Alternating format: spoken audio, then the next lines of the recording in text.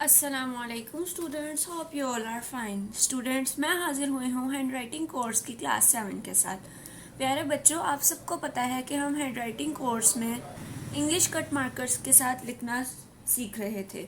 मैंने आपको last classes में, प्रीवियस क्लासेस में कुछ ऐसी टिप्स और बेसिक्स बताई थी कि जिनकी प्रैक्टिस करके आप बहुत खूबसूरत अंदाज में कुछ इस तरह से लिख सकते हैं। स्टूडेंट्स, पेपर प्रेजेंटेशन बहुत मैटर करती है। एग्जामिनर जब भी कोई बंदा बजाते खुद मैं अगर पेपर चेक करूं तो खूबसूरती देखकर ही मार्क्स इन्हेंस करूंगी। हम लोग अच्छी तरह वर्ड टू वर्ड याद करके वर्ड टू वर्ड लिख कर आते हैं, लेकिन बाद में सोचते हैं कि पता नहीं मार्क्स किधर कट गए। तो उसकी मेन रीज़न ये प्रेजेंटेशन होती है। राइटिंग बच्चों की इस कदर पुअर होती है कि एग्जामिनर को समझ नहीं आ रहा होता आर लिखा है या एस। उनके लेटर्स में फ़र्क ही, डिफरेंस ही नहीं पता चल रहा होता। तो आपने अगर प्रीवियस क्लासेस अटेंड नहीं की तो वो अटेंड करें, उसके बाद उनकी अच्छी तरह प्रैक्टिस करें, because practice makes the man perfect. जब आप बेसिक्स की ये प्रैक्टिस अच्छी तरह से कर लेंगे तो बाद में जब डिफ़िकल्ट स्टेप्स आएंगे तो आपको उनमें कोई भी मुश्किल पेश नहीं आएगी। एक कंप्लीट पेपर प्रेजेंटेशन की वीडियो मैं अपने चैनल पर पुट कर दूंगी ताकि आपको इजीली आइडिया हो जाए कि आपने किस तरह से कौन सा क्वेश्चन अटेम्प्ट करना है। ये आप देख सकते हैं कि कितनी खूबसूरती से ये पेपर अटेम्प्ट हुआ है। जब हम इस खूबसूरती से पेपर अटेम्प्ट करेंगे तो एग्जामिनर खुद ब खुद मजबूर हो जाएगा कि वो हमें मार्क्स ज़्यादा दे। प्यारे बच्चों, कुछ बेसिक टिप्स यही होती हैं जिनकी वजह से टॉपर्स ज़्यादा मार्क्स गेन कर जाते हैं, जबकि एवरेज स्टूडेंट्स उनसे ज़्यादा हार्ड वर्किंग पर्सन होने के बावजूद कम मार्क्स गेन करते हैं। तो विदाउट वेस्टिंग टाइम हम अपनी क्लास शुरू करते हैं। लास्ट क्लासेस में मैंने आपको बताया था कि आपने इन दो स्ट्रोक्स की प्रैक्टिस लाजमी करनी है। अब जो मैंने बेसिक्स मिस्टेक्स देखी हैं स्टूडेंट्स की हैंड राइटिंग में, वो इनमें और इस स्ट्रोक में और इस स्ट्रोक में कोई डिफरेंस ही नहीं रखते। वो कुछ वर्ड्स को यूं हम लिखते हैं, मैंने आपको बताया था यूं लिखना है सी, वो यूं लिखते हैं। इस तरह तो सी कट मार्कर से लिखने का कोई फ़ायदा ही नहीं जब आपने इस निब में और इस निब में कोई फ़र्क ही नहीं रखना। प्यारे बच्चों, याद रखें कि जब भी हमने कट मार्कर को इंग्लिश हैंड राइटिंग में यूज़ करना है तो हमेशा टिप्स से स्टार्ट करना है, तभी आपकी खूबसूरती आएगी। अब जैसे मैं डी लिखती हूँ, मैं टिप्स से स्टार्ट करके बीच में थिक निब यूज़ करूँगी, तब ही खूबसूरत लगेगा लिखा हुआ। दूसरी बात जो मैंने नोट की कि स्टूडेंट्स जो हैं कट मार्कर को बहुत ज़्यादा प्रेस करके दबा के लिखते हैं। आपने ऐसा बिल्कुल नहीं लिखना, बिल्कुल स्मूथली और टिप से स्टार्ट करके इजीली आप लिख सकते हैं। ये देखिए, अब इसमें और इसमें आप डिफरेंस नोट कीजिएगा। अब अगर मैं दबा कर लिखूं और टिप की बजाय थिक निब से स्टार्ट करूं ऐसे, तो देखिए कितना अजीब वर्ड लिखा गया है। हालांकि खुद मैंने थोड़ा सा अजीब लिखा गया है मेरे से, उसकी बेसिक रीज़न क्या है कि हमने एक तो टिप से स्टार्ट नहीं किया और दूसरा मैंने बहुत ज़्यादा प्रेस करके लिखा है। आपने इस चीज़ का भी ध्यान रखना है कि जो आप मार्कर ले रहे हैं वो अच्छी कंपनी का हो, उसकी इंक ना फैले।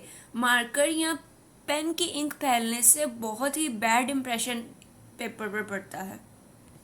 कुछ बोर्ड्स में ऑलरेडी हमें शीट्स इस कदर पुअर क्वालिटी की मिलती हैं कि हमें लिखने में ही हमारी इंक फैल जाती है, और अगर हमारा मार्कर ऑलरेडी इंक फैलाने वाला हो तो पेपर का तो बहुत बुरा हशर हो जाएगा और उसकी कोई खूबसूरती बाकी नहीं रहेगी, बेशक आप जितनी मर्जी खूबसूरत अंदाज में लिख लें। प्रैक्टिस का मैं आपको इसलिए बार बार कहती हूँ क्योंकि पेपर में इतना टाइम नहीं होता है कि हम कट मार्कर से घुमा घुमा कर लिखें और जो है खूबसूरती से लिखें। अगर आपकी प्रैक्टिस इतनी ज़्यादा हो कि आपको जहाँ भी लिखने का मौका मिले आप उसी वक्त फ़ौरन स्ट्रोक बनाएं और लिख लें जल्दी से, तो आपका कोई टाइम वेस्ट नहीं होगा, आपको कोई टाइम गेन नहीं करना पड़ेगा कट मार्कर से लिखने के लिए। तो प्यारे बच्चों, इन बातों को आपने जहन में रखते हुए अपनी प्रैक्टिस को जितनी से ज़्यादा इस कोशिश को यकीनी बनाएं कि आप इसकी प्रैक्टिस बहुत ज़्यादा करें। लास्ट क्लासेस में हमने पी, कैपिटल और स्मॉल लेटर्स तक लिखना सीख लिया था। अब हम स्टार्ट करते हैं क्यू से। तो क्यू के लिए जैसे हमने ओ लिखा था, बिल्कुल वैसे ही इंशाल्लाह आज हम अपने सारे कैपिटल लेटर्स और स्मॉल लेटर्स कंप्लीट कर लेंगे। फर्स्टली हमने ओ बनाना है। एक दफ़ा मैं आपको फिर यहाँ पर लिख कर दिखा देती हूँ। ओ आप ऐसे भी लिख सकते हैं, बिल्कुल सिंपल, या थोड़ा स्टाइलिश करना हो तो ऐसे भी लिख सकते हैं। ओ के नीचे, बिकॉज क्यू के नीचे एक स्ट्रोक ये वाला भी होता है, आप इस तरह भी बना सकते हैं। या अगर आप मज़ीद खूबसूरत करना चाहें तो जैसे हम अलिफ मद्दा में मद डालते हैं, वैसे वाला भी स्ट्रोक इसके नीचे डाल सकते हैं। मज़ीद स्टाइलिश करना चाहें तो आप कैपिटल क्यू इस तरह से भी लिख सकते हैं। एंड दिस वन देखिए, अब इसमें थिक और बारीक निब दोनों यूज हुई हैं, इसलिए इसकी खूबसूरती आ रही है। और मैंने इसे प्रेस करके बिल्कुल भी नहीं लिखा। और आप ये चीज़ भी नोट कर सकते हैं कि ये मार्कर की इंक फैल भी नहीं रही। एक और स्टाइल अगर आप करना चाहें तो ऐसे। फिर वही बात आ जाती है कि आप प्रैक्टिस करें। आपको जो स्ट्रोक और जो कैपिटल वर्ड अच्छा लगता है आप उसकी प्रैक्टिस करें, ताकि आप पेपर में उसको इजीली बहुत जल्दी से बगैर टाइम वेस्ट किए लिख सकें। स्मॉल क्यू की बात करें तो वो भी बहुत इजी है। सी बनाना है आपने और एस से। स्मॉल लेटर्स तो मैं आपको सजेस्ट करूँगी उनमें कोई स्टाइलिश ना लाएं, आप कोई स्टाइल ना बनाएं, क्योंकि स्मॉल लेटर्स सिंपल ही अच्छे लगते हैं। उसके बाद आता है आर। आर को हम कुछ यूं, मैंने आपको पहले भी बताया है और फिर रिपीट कर रही हूँ कि कैपिटल लेटर्स में मोस्टली ये स्ट्रोक यूज़ होगा और स्मॉल लेटर्स में मोस्टली ये स्ट्रोक या ये स्ट्रोक यूज़ होगा। आप बेसिक स्ट्रोक्स की प्रैक्टिस करें ताकि आपको लिखने में आसानी हो। साथ साथ प्रैक्टिस करें, होमवर्क करें, फिर ही आप कुछ अच्छी तरह लिख सकेंगे। आर के लिए ये स्ट्रोक, देन ये, फिर ये और फिर ऐसे। अगर आप बहुत सिंपल लिखना चाहते हैं तो आप ऐसे और ऐसे लिख सकते हैं। मज़ीद सिंपल करने के लिए just this one. Small R ऐसे। अब स्मॉल आर आ ही गया है तो मैं आपको बताती हूँ कि आपने आर और एस में वाजिया फ़र्क लिखना है। प्यारे बच्चे, जब हम पेपर में जल्दी जल्दी लिख रहे होते हैं तो हमारा आर और एस बिल्कुल सेम दिखता है, हम कोई डिफरेंस नहीं रखते इसमें। एक टिप आपको ये दे सकती हूँ कि आप ये वाला आर भी लिख सकते हैं, क्योंकि मैंने जॉइंट राइटिंग की है और मुझे इस तरह आर लिखने की आदत है, तो मैं मोस्टली इस तरह लिखती हूँ। लेकिन मैं हमेशा इस बात का ध्यान रखती हूँ कि मेरे आर और एस में वाजिया फ़र्क हो, ताकि एग्जामिनर को समझने में कि ये वर्ड कौन सा है, इसमें लेटर आर है या एस, कोई डिफ़िकल्टी पेश ना आए। उसके बाद स्मॉल आर के बाद एस, कैपिटल एस कुछ यूं और फिर एस से। आर लिखने का एक ये भी स्टाइल है। स्टाइलिश करने के लिए फिर आपको प्रैक्टिस करनी पड़ेगी, एस से या फिर एस से, दिस वन।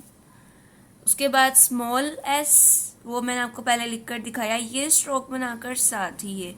अगर आप ये वाला स्ट्रोक बनाना चाहते हैं कैपिटल एस में तो फिर आपको इसकी ज़्यादा प्रैक्टिस करनी पड़ेगी, उसके बाद आप इजीली लिख सकेंगे। एस के बाद आता है टी। तो टी के तो बेशुमार अनकाउंटेबल स्टाइल्स हैं। आप ऐसे भी टी लिख सकते हैं,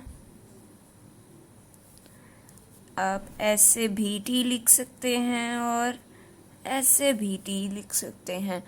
फिर मैं आपको सजेस्ट करूँगी कि आप सिंपल लिखें। अदरवाइज़ अगर आपको स्टाइलिश लिखना है और अपने पेपर की खूबसूरती को बहुत ज़्यादा बढ़ाना है तो फिर आप इसकी प्रैक्टिस कर लीजिए। टी के बाद स्मॉल टी, उसके लिए एक ये स्ट्रोक एंड देन ये। पहले आप बारीक स्ट्रोक और फिर इसी को ही मोटा स्ट्रोक बनाएंगे। अब इसकी खूबसूरती को बढ़ाने के लिए आप ऊपर जो स्ट्रोक होता है उसको प्यारा कर दीजिए, ऐसे कर लीजिए या ऐसे कर लीजिए, या अगर आप सिंपल लिखना चाहें तो एज योर विश।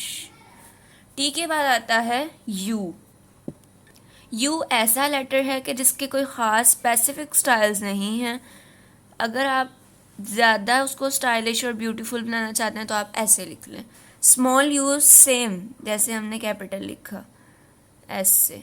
उसके बाद एक दफ़ा फिर आपको बता देती हूँ, एस से स्मॉल यू और एस से कैपिटल यू। प्यारे बच्चों, जब हम फिज़िकल क्लासेस में प्रैक्टिस करते हैं तो बार बार मैं एक लेटर को लिख कर बताती हूँ, बिकॉज ये रिकॉर्डेड है और टाइम जो है वो ज़्यादा हो जाता है, आपको ज़्यादा टाइम ना देखना पड़े, इसलिए मैं सिर्फ इसको एक दफ़ा लिख कर बताती हूँ। लेकिन आप इसको पीछे रिवर्स स्पीड में लेकर जाकर आप इसको ईजीली दोबारा देख सकते हैं और दोबारा इसकी प्रैक्टिस कर सकते हैं। तो मैं आपको सजेस्ट करूँगी कि एक लेटर की कम से कम 10 टाइम्स प्रैक्टिस करें, एटलीस्ट 10 टाइम्स उसको लिखें, और जो है मैक्सिमम आप 30 टाइम्स लिखें, तभी जाकर आपका जो है ये बेटर होगा।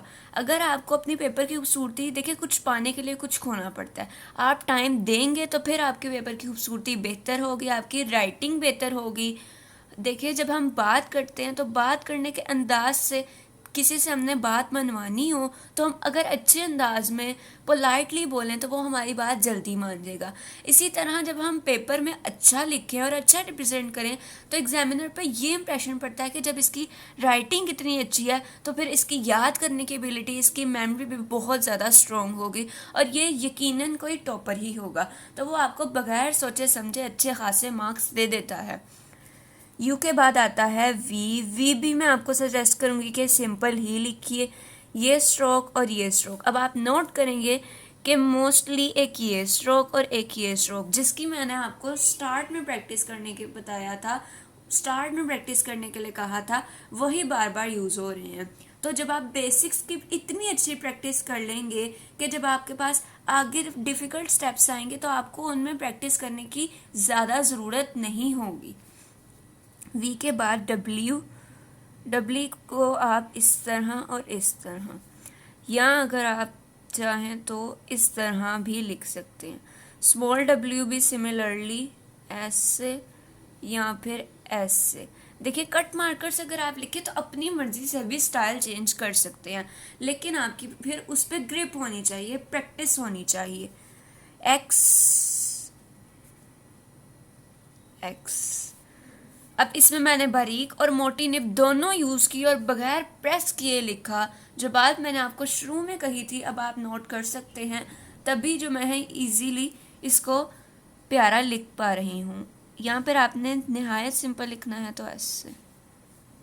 X, small x is also too much easy, ऐसे और ऐसे, या फिर आप ऐसे कर लीजिए, या सिंपल क्रॉस एक्स की जगह पे।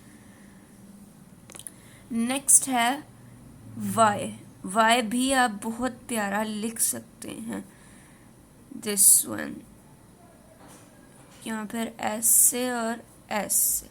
Small Y, this one.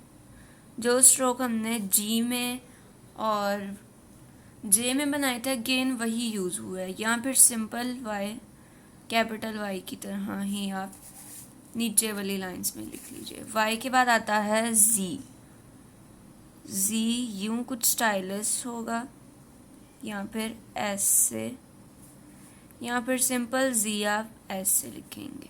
Small जी के बहुत सारा स्टाइल्स हैं, यूं भी लिख सकते हैं, यूं भी लिख सकते हैं, बहुत ज़्यादा सिंपल लिखना हो तो यूं लिख लें। प्यारे बच्चों, यहाँ पर हमारी हैंड राइटिंग कोर्स की क्लासेस होती हैं एंड उम्मीद करती हूँ कि आपने इन स्ट्रोक्स की, इन बेसिक अल्फ़ाबेट्स की बहुत ज़्यादा प्रैक्टिस की होगी। इंसान का फ़ायदा उसके अपने हाथ में होता है, जब तक वो खुद अपना फ़ायदा, अपनी खुशी, इन चीज़ों को प्रेफर ना करे कोई उसके लिए कुछ नहीं कर सकता। दुनिया में वाहिद 2 पर्सन्स हैं जो हमारी बेहतरी चाहते हैं, एक हमारे मामा और एक दूसरा हमारे बाबा, जो हमारे लिए हमेशा हार्ड वर्क करते हैं। बेशक वो मामा घर में खाना पकाने की सूरत में या काम करने की सूरत में कर रही हैं या बाबा बाहर जाकर कमाने की सूरत में करें, लेकिन वो दोनों हमारी बेहतरी चाहते हैं। बाकी जो दुनिया में हमारे बेस्ट फ्रेंड जिन्हें हम अपने माँ बाप से ज़्यादा प्रेफर करते हैं और समझते हैं कि फ्यूचर में हमारे वो काम आएंगे, वो हमारे लिए कुछ मायने नहीं रखते।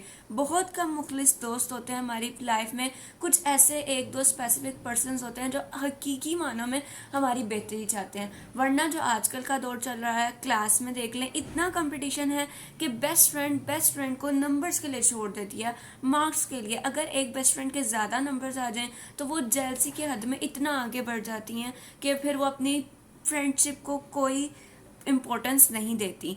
तो आप इस कदर कामयाब हो जाएं, आपको इतनी कोशिश करनी चाहिए कि जब कोई आपको छोड़कर जाए तो आपको किसी की ज़रूरत ही ना पड़े। आप इतने कामयाब हो जाए कि अपने पेरेंट्स के साथ, जिन्होंने हमेशा आपका साथ दिया, उनके साथ लाइफ में खुश रहें। तो बात यहाँ से शुरू हुई थी कि आप इस चीज़ को इम्पोर्टेंस दें। चैनल को सब्सक्राइब करना मत भूलिए, वीडियो को लाइक करें। वीडियो अच्छी लगे तो कमेंट में बताएं कि मैं आपको नेक्स्ट वीडियो किस टॉपिक पर चाहिए और मैं आपकी किस तरह से हेल्प कर सकती हूँ। एक स्टूडेंट ही दूसरे स्टूडेंट का हकीकी मानों में साथी होता है और वो उनकी हेल्प कर सकता है। मैं आपका फ़ायदा चाहती हूँ। इसके अलावा इन वीडियोस को अपने फ्रेंड से ज़्यादा शेयर कीजिए और मेरे चैनल पर दूसरी वीडियोस भी अवेलेबल हैं जिनमें मैंने आपको कोटेशन लिखने का तरीका सिखाया है और उर्दू की तशरीह, जिसमें स्टूडेंट्स को बहुत ज़्यादा डिफ़िकल्टी का सामना करना पड़ता है, उसकी भी मैंने आपको अच्छी खासी टिप्स बताई हैं। वो वीडियोस देखिए, मैं उनका लिंक आपको डिस्क्रिप्शन में भी दे दूँगी, आप उनको ज़रूर वॉच कीजिए और इनसे फ़ायदा हासिल कीजिए। नेक्स्ट वीडियो तक के लिए दुआओं में याद रखिए। अल्लाह हाफिज़।